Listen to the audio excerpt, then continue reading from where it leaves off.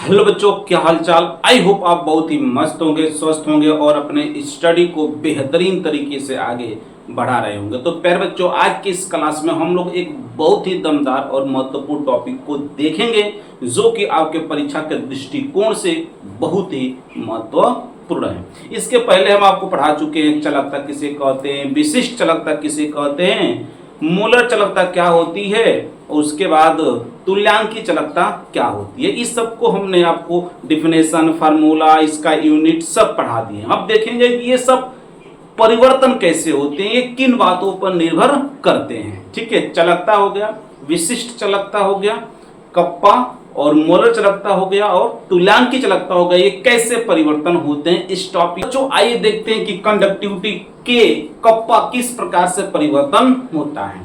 तो आपको पता होगा भाई कि यदि कोई विलयन है तो 1 ml जो इलेक्ट्रोलाइट होता है, विद्युत अपघट्य होता है, 1 ml विद्युत अपघट्य की जो चालकता के कारण जो चालकता होती है उसी चालकता को हम लोग क्या कहते हैं, उसकी कंडक्टिविटी कप्पा कहते हैं। ठीक है, 1 ml इलेक्ट्रोलाइट में जितना आयन होता है उसकी कंडक्टेंस चालकता को ही कंडक्टिविटी विशिष्ट चालकता कप्पा कहते हैं।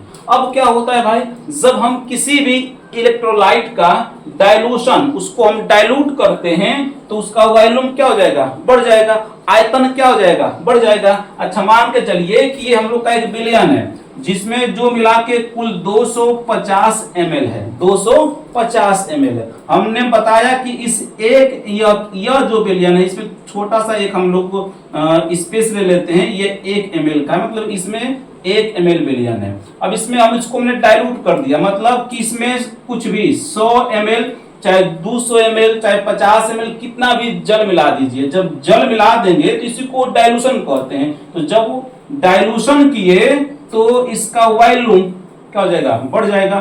तो मान के चलो कि जब 100 ml मिलाया तो 250 पहले से था, अब प्लस 100 कितना हो जाएगा, 350 ml, यानी कि इसका जो वॉल्यूम है, आयतन है, आयतन क्या हो गया, बढ़ जाएगा।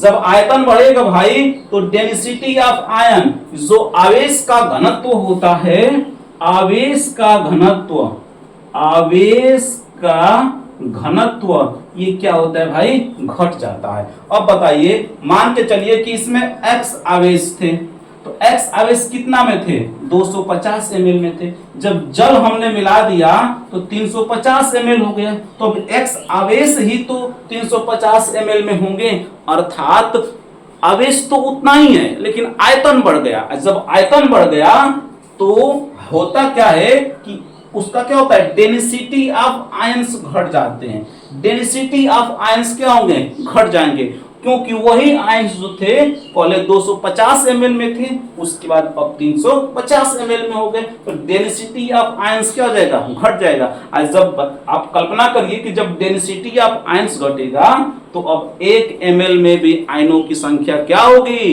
कम होगी, जिसके कारण 1 ml आवेश की संख्या क्या होती है, घट जाती है। 1 ml में आवेश की संख्या क्या होती है भाई, घट जाती है। आप जानते हो कि आवेशों पर ही निर्भर करता है इसकी कंडक्टिविटी, तो इसलिए कंडक्टिविटी क्या होती है, घट जाती है। तो भाई आयतन बढ़ाने पर जो कंडक्टिविटी होती है घटती है और आयतन बढ़ाने पर जो कंडक्टेंस होता है ये बढ़ता है। बात समझ में आई आपको, बताइए, बात समझ में आई?